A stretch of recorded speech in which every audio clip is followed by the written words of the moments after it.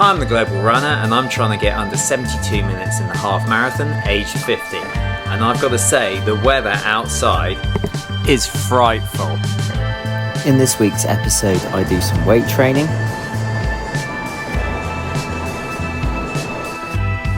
I have some physio.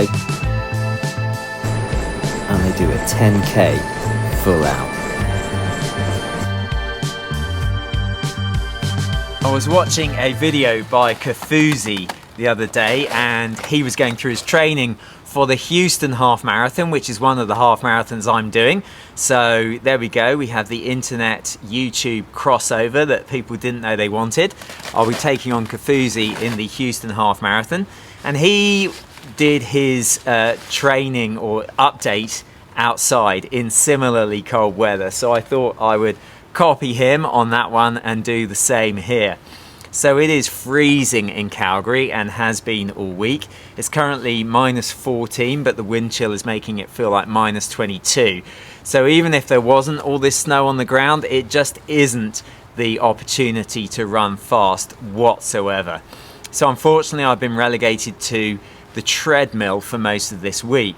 However, the training session that I was most proud of this week wasn't necessarily any of the running, and there were some good sessions here, and you'll see right at the end of the week I did 10k full out, so make sure you stick around for that to see what time I did for that. But the session I think I was most proud of was the session which took place on last Saturday, where rather than running, and a few people were saying that I'd been pushing things a bit hard and maybe I should consider a few easier days or easier weeks, I actually did a day of non-running where I did some weights and a pool run.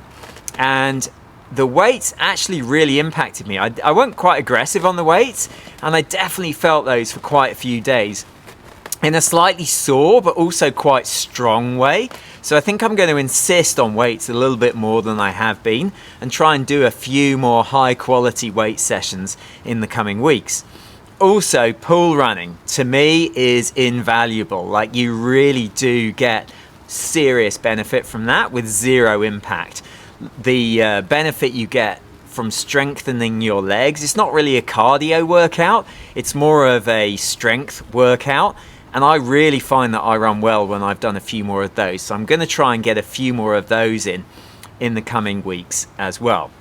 Just going through the week's training in a little bit of detail. On Sunday, I did 2 hours, nice and steady.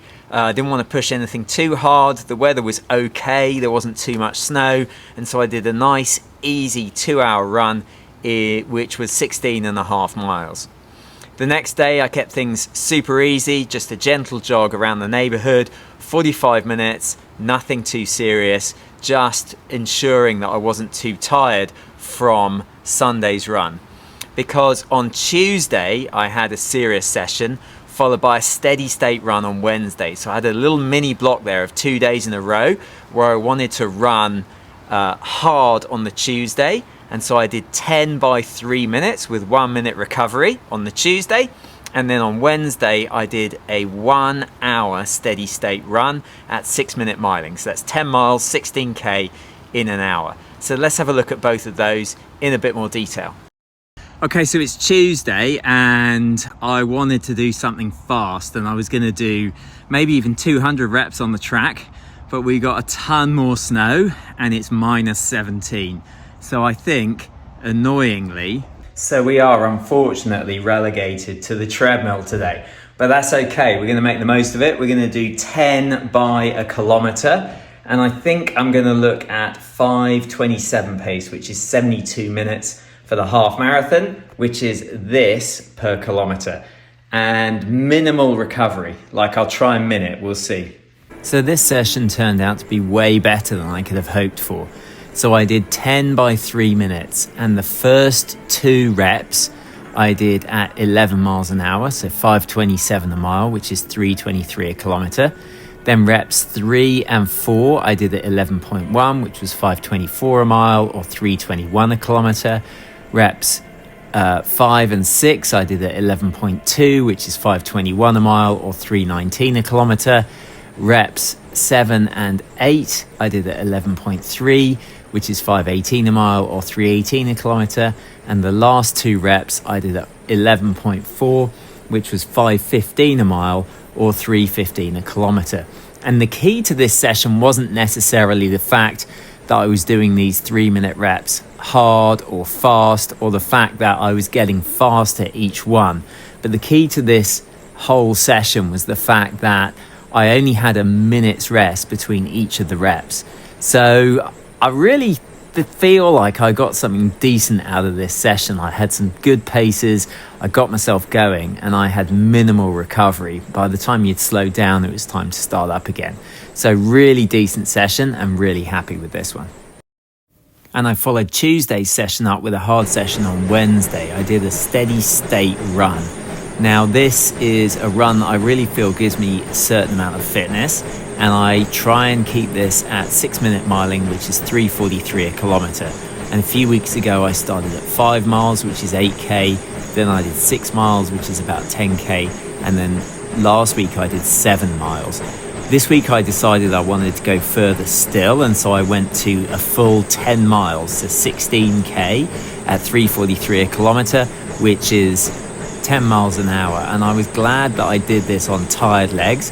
I was obviously tired from the efforts the day before, but this felt, even though I had tired legs, quite relaxed. And you'll see that my heart rate never went over about 145 beats a minute, which is quite good for me. So it was a decent distance, 10 miles. It was a decent pace, 6-minute miling or 3:43 a kilometre. And I felt relatively relaxed on tired legs. So this really pointed me in the right direction. Thursday, in a week of self-care, was another day when I didn't do any running, and I did a 30-minute bike ride, and then I headed to the physio, Tyson at Movement Sports Clinic in Calgary. And Tyson is an absolute wizard and sorted out some of the aches and pains that I've had over the last few weeks. I had a little bit of an issue with my lower right back being a bit tight. Apparently I wasn't rotating enough, which is something that has happened to me before. And I get super tight calves and super tight quads. So my knees were a little bit sore from the super tight quads, but mainly it was my calves that were super tight. My ankles were really jammed up, and I had a little bit of pain in my left foot.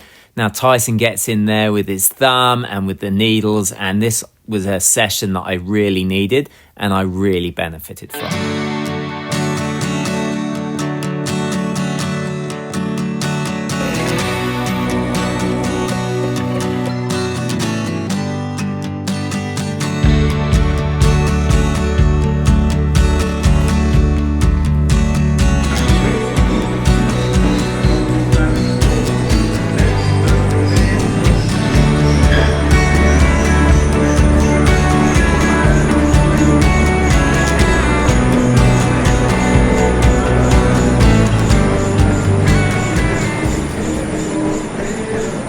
Okay, so I thought I'd try something different and record the whole run this time, but then speed up certain parts of it. So you can see here that I set off at a decent pace. I had the heart rate in a decent mode. I'm not sure the pace is exact. It keeps going up and down, but I set off pretty much at 5:27 a mile, which is I think about 3:23 a kilometre. And that was the pace I settled into, and then I picked it up a little bit to 5:24 a mile. So I really settled in at that type of pace, and I wanted to see how long I could hold it for at that pace.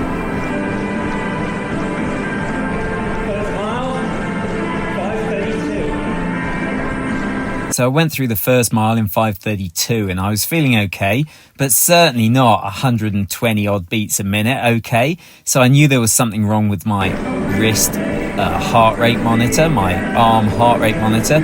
So I played around with that a bit to try and get the heart rate back up to where it should be. And eventually playing around with it a bit, it got it back up to about sort of 140, 150, which really was where it should be, because this was a definite big effort. And we were about 2.5k in at this point, and it was fast, but I felt like I was in control, and I kept it at 5:24 pace and felt like I could handle this all the way through to mile 2.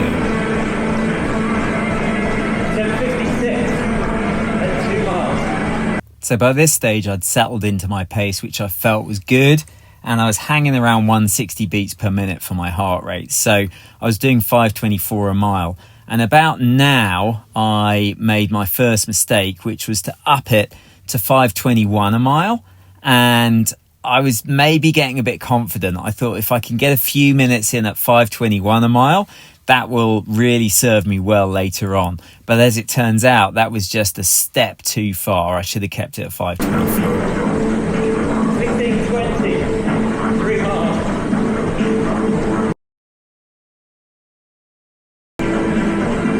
16:52, halfway. So that was Rhythm is a Dancer playing in the background there as I was really trying to push it on through the 5k mark, and just thinking, right, I'm over halfway now, let's see where we can get. But you know things are getting difficult when the shirt comes off. I got super hot at this point.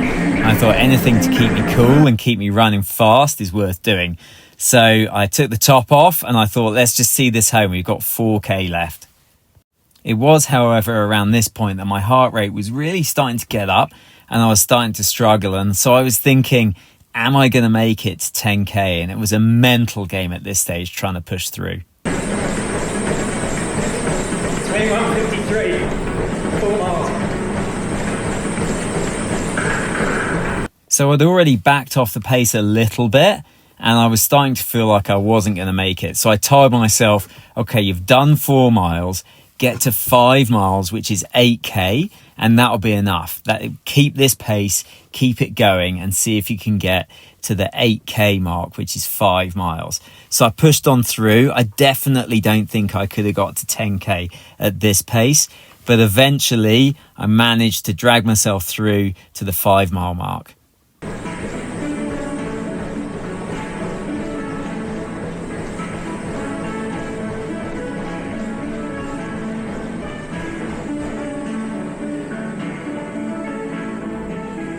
Okay, I pulled the plug at 8k. So as you may have guessed, those videos where I was talking about how I did a 10k full out were recorded a day before I did this session. So I was assuming that I would finish the session. So I had this sort of internal debate as to whether or not I should go back and edit those videos to say I'm only doing 8k full out. But I felt like that was cheating. I felt like if I just portray the successes, then that is the wrong, that's one-sided. That's not how it goes. There are times when you just don't have it in you, and that's okay. And so I decided to make a liar of myself. So if anyone is upset because they're expecting to see 10k full out, I'm sorry, I only got to 8k. I just didn't have it. I think my mistake was upping the pace at about 4k when I should have just settled in. So I finished 8k and I've done the calculation, and if my math is correct, had I carried on at that pace, which is a big if, then I would have done 33:47. Happy with that, but there's definite work to be done there. Like that is something that I need to do again in the near future. I remember in a previous video, the last video, I was talking about the Kenyan mindset and how is it better to train by going the full distance but slightly slower, or going the pace that you want and then pulling out when you can't go anymore? And to this point, I've been doing the distance that I wanted and going slightly slower. Today, I guess, I went the pace that I wanted, which may have been too fast as it turns out, but I went the pace that I wanted and held on as long as I could. It would have been easy for me to slow down and get through 10k in say 34:15 or even 34 flat, but I stayed with the pace that I had and pushed through to 8k, and that was all I had today, and that's okay. So another week done. We're 4 weeks out and I'm happy with that week. It's got to the stage where I think I've got a decent level of fitness, and I need to make sure that I don't push it too hard. I maintain the fitness and just increase it a little bit every now and then. But as part of that process, I think you have to absorb some of the previous fitness. And this is one of my friends always talks about absorption weeks. And so that's what I'm going to do this next week. I'm going to have a week where I try and absorb the fitness that I've gained over the last few weeks. And so in particular, I'm going to take 3 days where I don't do any running. So next week is an absorption week. Then I'll have, say, 2.5 to 3 weeks to really hit the training, and then a bit of a taper, and we'll be at the first race. It's exciting. It's coming. So thanks for joining. Thanks for coming along on the journey. Please subscribe. Please hit that like button, and I'll see you on the next one.